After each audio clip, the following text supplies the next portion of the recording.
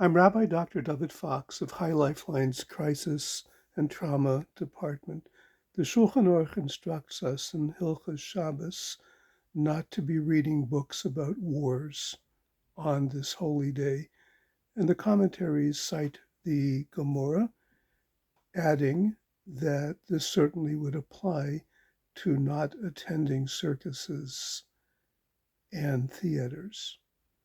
Now, if we look into the context of those halachas, we understand that the theaters and the circuses of the Talmudic times were actually like the Colosseum in Rome, and the entertainment there was watching people butcher each other or watching animals kill other people.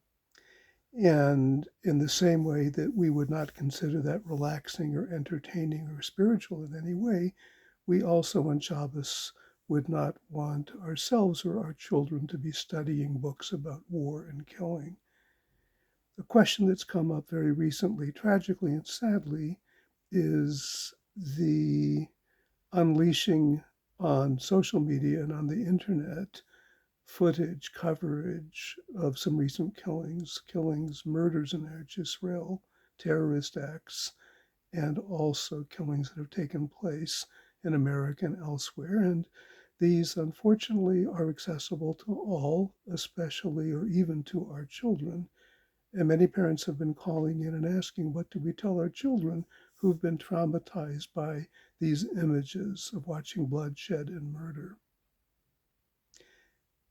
The reality is that from a mental hygiene standpoint, as well as from a spiritual point of view, we don't want to be looking at these images. We want to be looking at this instruction in Hilchos Shabbos and Shulchan Aruch and generalizing that this is not something that Jewish people should be viewing. So much of the time when we look at social media, we do this as a form of entertainment. And when we are viewing terroristic murder, when we're viewing any type of killing on these media, it leaves a subliminal message for us that this too counts as entertainment, and people become enthralled with it.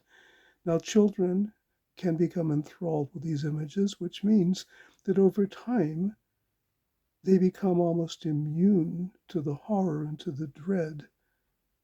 And other times, children and also adults can actually become traumatized when they're witnessing videos about people's lives being taken in horrible ways. So the question that parents are asking, what do we say, has a single response, and that is, let's prevent it from happening. This really taints and even can poison the mind of a child especially. It can leave them in shock and horror, bad dreams, feeling sick and nauseous, not wanting to eat, not being able to concentrate, all sorts of fears, and ultimately anxiety and even depression. We want to prevent our children from looking at this, insulate them. I'm not speaking about anyone's personal hashkafa about whether or not children should have access to this media. It's another discussion I've spoken about and published about.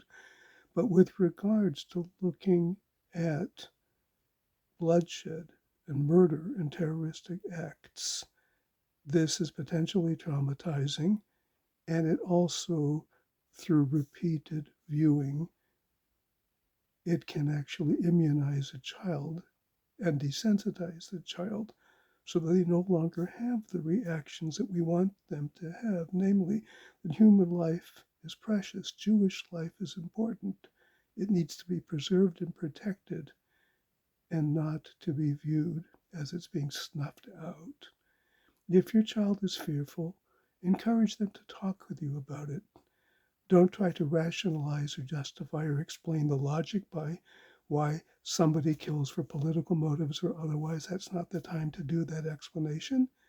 Be there with your child. Validate their fears.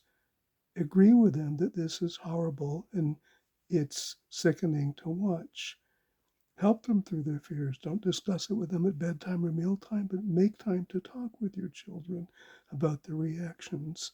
Give them reassurance that they're safe. And if your child is remaining in a state of shock and crisis, by all means, feel free to contact High Lifeline at 1-855-3-CRISIS for guidance to parents and to teachers and to others.